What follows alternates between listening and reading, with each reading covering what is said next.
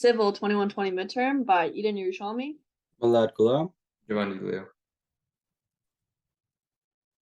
Hello, we would like to take a moment to acknowledge with gratitude and respect the Indigenous history of this land. Within High Park, Site E represents a historically native burial ground known as Snake Mound. Due to these native burials, the soil quality of this land is relatively rich, hence all the vegetation and wildlife that is prominent throughout the site. In addition, in Site E2, one will find a savanna and animal clearing. This land is called Hawks Hill. The protection of the savanna within High Park is a crucial component of appreciating and preserving the history of former Indigenous life on this land. The way in which it is maintained is through controlled wildfires, which are also beneficial towards natural vegetation that was once used as native forms of medicine, as well as creating suitable conditions for hunting. We recognize the importance of learning about the history of this land in order to better understand how and what we can do to protect it. According to the sign, the soil present in this park is expected to be sandy soil. Sandy soil is described as decomposed sandstone and other natural rocks. In the sign, it is encouraged to remain walking on the soil and other paved pathways in order to prevent potential damage to wildlife and plants in the surrounding areas. In addition, the more people walking on the soil, the more it gets compact, therefore turning it into a more naturally paved pathway through the park. This spillway is made from a combination of different materials. Other than concrete, we have observed two materials, one being fabricated aluminum for water blockage, the other being natural rocks that are meant to control the speed at which the water flows. So why would concrete be used as opposed to steel and timber? A primary reason timber isn't used is because it can corrode gradually and deteriorate as time passes due to the exposure to water. As for steel, this material will also corrode in the natural environment and is more expensive than concrete. Stainless steel is also not an option due to corrosion problems. If stainless steel is exposed to dirt, chloride, or has continuous contact with water, it will corrode due to damage to the passive film of the steel. While concrete is still prone to corrosion and freeze-thaw, it is a much better option for long-term use on a spillway. The gradation of aggregate used for this type of concrete is dense graded or coarse due to the fact that we want to minimize the amount of water passing in between the concrete, allowing it to smoothly flow over the concrete and for the flow of water to not be disturbed. In addition, an accelerator might be necessary when taking into consideration Canada's extreme cold weather. This will also help concrete generate heat, which will in turn prevent it from undergoing freeze-thaw damage. Lastly, sulfate-resistant cement may also be used to prevent the cement from within the concrete from undergoing sulfate attack.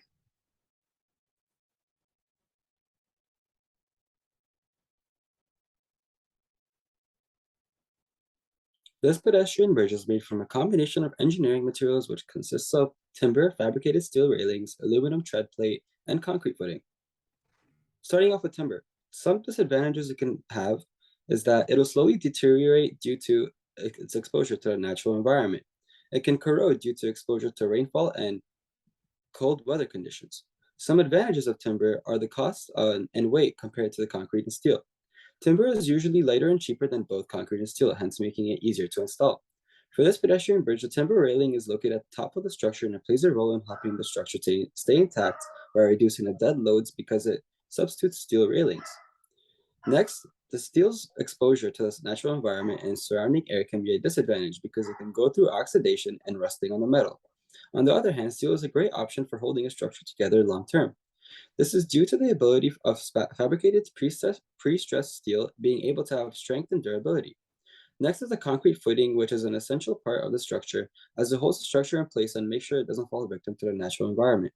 Some disadvantages to concrete is that it can fall victim to freeze-thaw damages, which can cause expansion of already hardened cement paste and aggregate. Alkali-silica reaction, which can cause expansion and severe cracking on concrete footing. Sulfate attacks, which can cause expansion and cracking that leads to breakdown, and lastly, corrosion of the connecting steel reinforcement.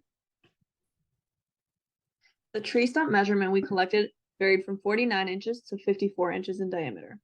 Also, the stump had an average of 7 rings per inch. Therefore, by multiplying rings per inch by the radius of inches, we can see that this tree stump had approximately 171 to 189 rings and a median of 180 rings.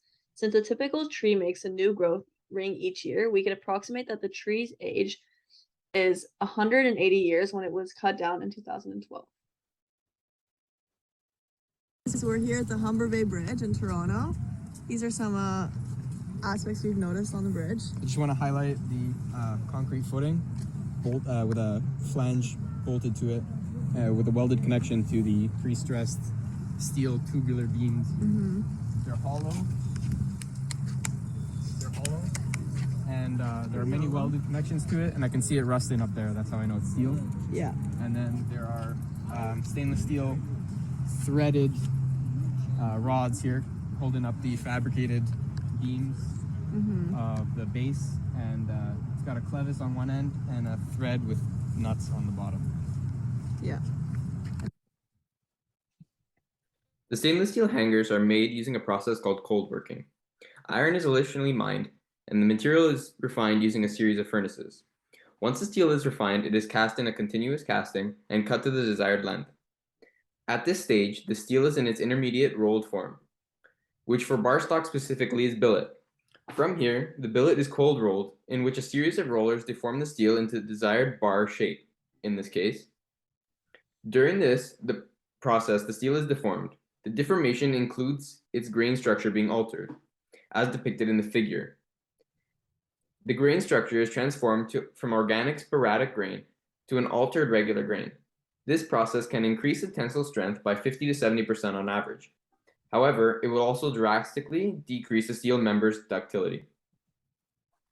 The cold working process does increase both yield strength and tensile strength of the material, but will also alter the grain structure in a way that will cause the material to be far more brittle. It is because of this fact that stainless steel hangers are expected to have a brittle failure with minimal necking. This means that there is little to no warning of failure. One can expect that the stress strain diagram for the bridge hangers is analogous to that of the 12L14 rebar tested in the Civil 2120 Lab 1.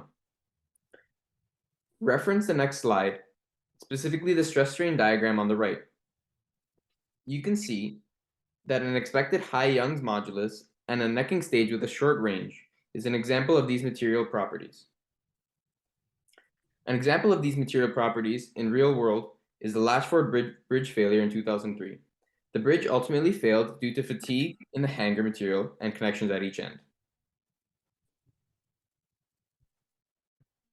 Thank you.